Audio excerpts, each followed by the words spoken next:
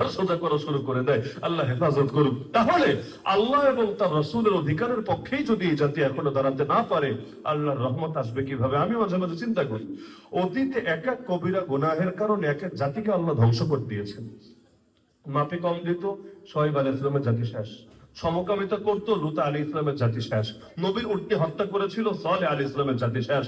এক এক কবিরা গুনাহের কারণে এক এক জাতিকে আল্লাহ গজব দিয়ে ধ্বংস করেছেন। আর আমরা সেই জাতি কোন একটা কবিরা গুনাহ বাকি রাখিনি।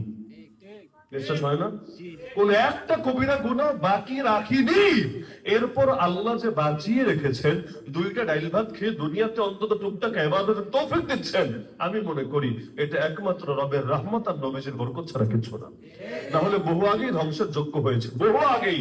আল্লাহ এখনো যে বাঁচিয়ে রেখেছেন, আমাদের কোনো কৃতিত্ব না, একমাত্র রহমানের রহমত আর নবীজির বরকত। আল্লাহ আমাদেরকে চিরকাল এই রহমত আর বরকতের মধ্যে রাখুন।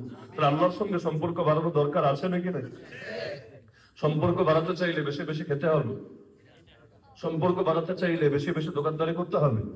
সম্পর্ক বাড়াতে চাইলে কি করতে হবে, এটা আমার চাইতে আপনাদের ভালো জানা আছে। আপনাদেরকে দাঁড় করায় দিলে ওই আপনারা নিজেরাও বলতে পারবেন। বাঙালির সমস্যা জানায় না, বাঙালির সমস্যা মানায়। চোরও জানে চুরির মাসালা কি, সুদখোরও জানে সুদের মাসালা কি, বেশ্যাও জানে বেশ্যাবৃত্তির মাসালা কি।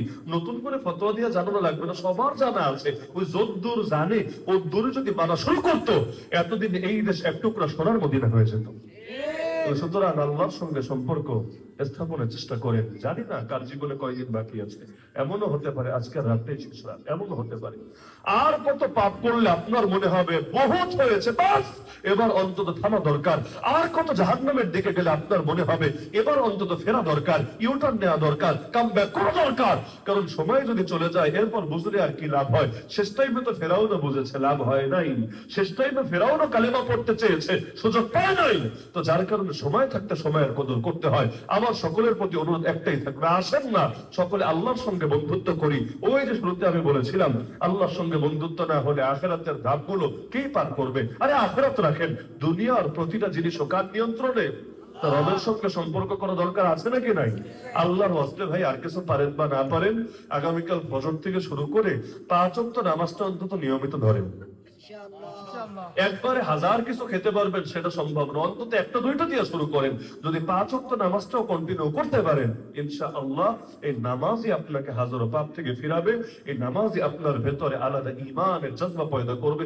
ভেতর থেকে যদি ঠিক না হয়, বাহির দিয়ে ঠিক করা সম্ভব না। পুলিশ যা আছে দেশে, আরো 10 লাখ 20 লাখ 1 কোটিও যদি বাড়ানো হয়, কিচ্ছু হবে না। ভেতর যদি মানুষের ঠিক না হয়, ভেতর যদি ঠিক না হয়, উপর দিয়ে কোন সরকার কোন